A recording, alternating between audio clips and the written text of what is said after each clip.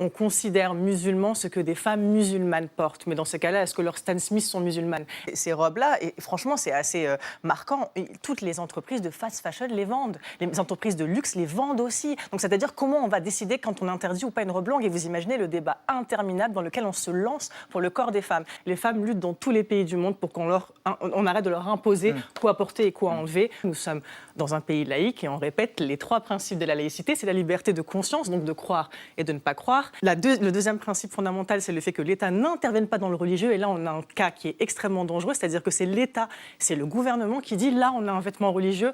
Contrairement à tous les avis, même du Conseil français du culte musulman, qui a dit la baya n'est pas un vêtement religieux. Nesrine Slaoui, bonsoir madame. Vous êtes écrivaine et journaliste. Vous avez fait paraître chez Fayard Seul un livre qui aborde la question de l'impact des réseaux sociaux sur le corps des jeunes filles. Et je les vois, ces jeunes filles qui portent des abayas, je les vois faire des TikTok avec des musiques de rap en fond. Je n'ai pas cette vision qu'on essaie de leur accoler, à savoir de jeunes femmes qui seraient menaçantes, soumises, etc. Moi, j'interviens très régulièrement dans des lycées qu'on appelle REP, Réseau d'éducation prioritaire, et on fait des ateliers d'écriture.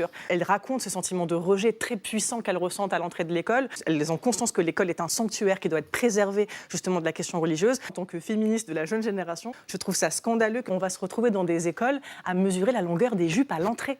Et on sait très bien dans quel type d'établissement. Ça ne va pas être dans le 17e, ça ne va pas être dans les écoles privées.